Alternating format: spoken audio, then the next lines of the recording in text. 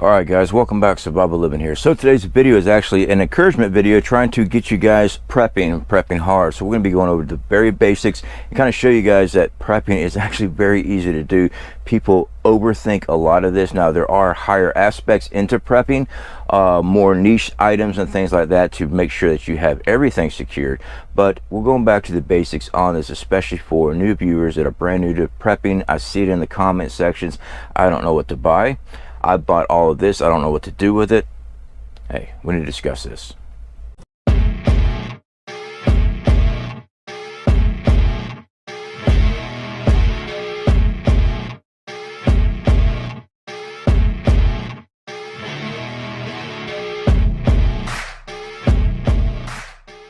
Now the exact first thing, the very first thing you need to be working on is water filters, stored water. All right. So what we have here is the two basic water filters. Just about every YouTuber will always promote these two, and I do as well. Well, I do one as well. We have the Life Straw, all right, and we have the Sawyer Mini. Both of these filters will filter out bacteria in your water, making it clean to drink for bacterial, all right, to remove pathogens that creates dysentery, giardia. Both work really well. This one here does not last as long. This here with the plunger system is like up to 100,000 gallons, if I remember correctly, and that's because it has a back plunger system that you flush it out. You can't flush this out. Two, even with the images on here, I don't know if you can see that, you have to put it in your mouth and dip your head down into the water source or a container to drink. This here comes with a pouch. You fill up the pouch, screw it on. You can screw it on a bottle, walk off with it. You don't have to worry about it.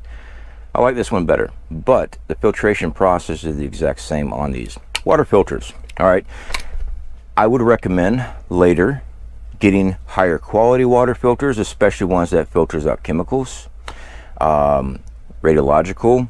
There's all kind of different water filters out there. I definitely recommend that, even a reverse osmosis system or a water distillery to actually distill water. We've done videos on those different ways of purifying water. Next up, water storage. This here is a water brick. All right, this is a very easy way of storing water. I don't care if you're using a water brick, if you're using 1 gallon jugs, if you're using 5 gallon the big old tanks that you put in a water dispenser, whatever it is, as long as you are storing up water on hand and that you can actually cycle it through, so no algae builds up in it, nothing. Down here in Florida, algae grows in water really quick. We have well water, so it is not treated by the city. City water is actually treated with chlorine, it's got fluoride, it's got all kinds of stuff in it. You know, your tap water. A lot of the stuff that they put in there keeps algae from growing in pipes. That's why, supposedly, why they do it, to keep the algae from growing in the pipe system coming to your home. We drink well water, and we've done testing on our well water. We have to run it through a reverse osmosis system. We have to run it through a Berkey style filter. We make sure that our drinking water, our cooking water, is clean. So stored water, I recommend storing as much as possible. Water weighs a lot. Water takes up a lot of room, especially if you're using jugs and 2-liter bottles.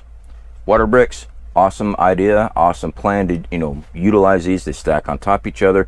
You can even make furniture out of it if you wanted to, whatever. But having water on hand is very important. Next to rain barrels, swimming pools, things of that nature, water is extremely important. Next up, all preppers discuss this, including myself. We actually do weekly payday preps. Show you what we do every week, or at least we try to do every week. When we go to the store and show you what we're stocking up, we put things in a rotational stock. This is food that we use all the time. One of the biggest things I see from new people to prepping is I went and bought a whole bunch of stuff and it expired, mainly because they had the panic buy during the shutdown or some type of conflict going on they got worried about, and they went to the store, bought a couple $100 to $1,000 worth of canned goods and dry goods, stuck it in a closet somewhere, and now it's past date. Unfortunately, a lot of that food actually is still good. Just because it has a best by date, that is not an expiration date, and the best by date is designed to sell more products. That's what that is. All right, so rotational stock. Go to your local store, canned goods and dry goods. But please, me personally, if you're hungry enough, you'll eat it. You know how I know this? Because I've been in these situations. All right, I'm a former train rider. I was on the run. I lived out of my backpack and off the land for 1.5 years. I picked up dead carcasses of a lot of different things that wasn't my kill. If you're hungry, you'll eat it. This here's canned chicken. We get a lot of this. I've shown so many videos on this. This stuff is amazing. I'll take it out with me all the time when I do my camp out videos, my outdoor survival videos. Quick, easy meal, throw in some rice, things of that nature. Freaking awesome. You put in a rotational stock.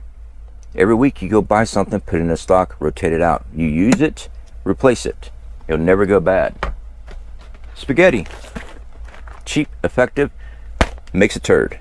A lot of calories in this. Spaghetti lasts a very long time, especially when you Mylar it up yourself. Very simple to do. We've done so many videos, there might be one popped up there for you. Mylar in your own products, extend the life of it, lasts much longer. If you don't want to deal with rotation of stocks, long-term food. This is freeze-dried food, lasts up to 25 years. If you don't want to be dealing with Mylaring up your food, cycling it through, going to the store, buying canned goods, all that stuff, this here does not take up much space, weighs next to nothing, and there's all kind of different companies out there. We are affiliated with many of them. This in here is 4 pages we're affiliated with. We're affiliated with many of these companies because we use many of these companies. I did not just pick one and say, you're the only company I plan on using. No, because I like to eat a variety of different types of food. Long-term food, this is for our long-term past our normal rotational stock, lasts up to 25 years. We get stuff like that on top of our normal foods. This is also how we help prepare other family members that are not preppers. They don't want to deal with it because they're not a prepper. We get them a supply of this, put it underneath their bed, put it in a closet for them, water filtration, alternative power, things of that nature, and that's that. So I know that they are took care of until I can arrive to extract them out of a hot zone. Next up, medical. Yeah. Over-the-counter medication, trauma kits, everything to deal with gunshots to poison oak, whatever. Get some medical, all right?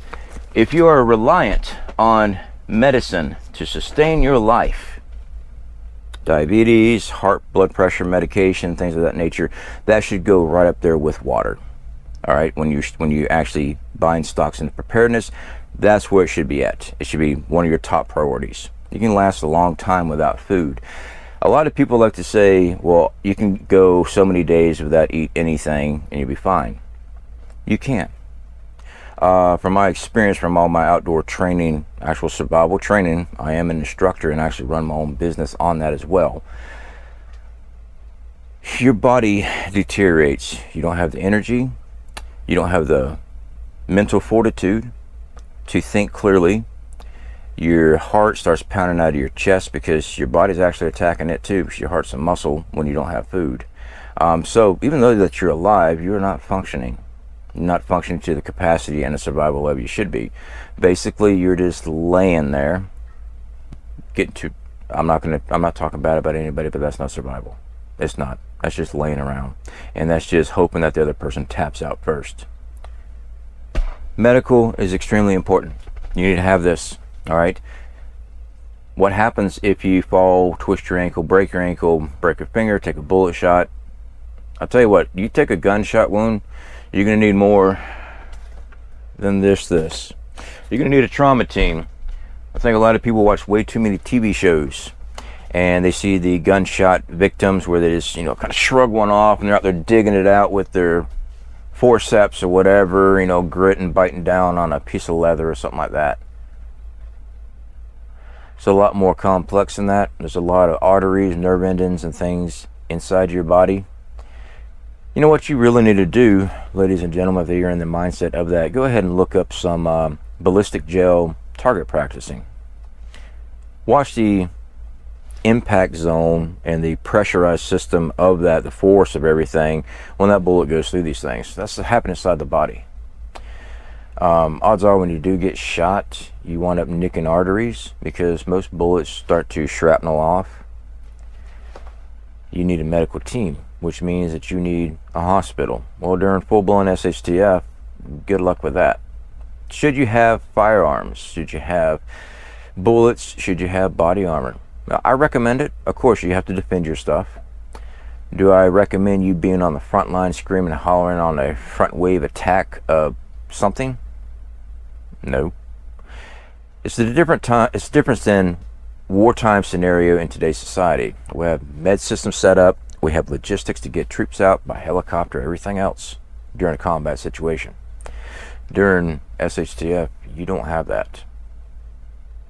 Something to think about. Next up, cooking fuel. This here is 1 pound propanes. We use a propane stove inside our home. We actually have adapters for our 100-gallon tanks. We have adapters for our 20 pounders, you know, the regular outdoor grills. You've seen them. So we have these. So I like keeping these on hand. They're fast, effective. I can always disconnect, hook up our line that goes outside, and we can run off those tanks as well. Great items to have. They also work with lanterns and things like that. But these are the very basics that you need to be working on. Water, food, medical, defensive tools, ways of cooking, boiling. That's what you need to be working on. Hopefully that is a very good simplification for you. We have way too much stuff going on in this year. It is 2023. We are seeing the mass push on this new war. And it is a war. And it's going to be a big war. Is it going to happen this year? Don't know. I've had people say it's going to be happening before the next election. I don't know. It's going to be happening in the next 2 years. It's going to be happening by this date. I have no clue. None of us here on YouTube do. We look at things, we speculate, and we look at it. As a prepper, what you do is you look at things, follow the news and information, see what's going on, but you still keep stockpiling food. Water filtration, water. You keep working on this. We cannot change what gets bombed overseas. So guys, I want to encourage you to get to work on this. Very simple to do. Even $5 a week or $5 a paycheck towards things, it adds up. I've shown that many times on this channel. I started this channel while I was injured years ago, barely making it by, and I was still able to put food back. Did I have to go to the Dollar Tree, the dollar store to go buy preps? Yeah, I did. Once I got my body fixed up and I got better paying jobs, then we started moving things in different locations, but we were still prepping. You can survive on dollar store food. Is it the best? Depends on who you're asking. All right, guys. Speak to you later.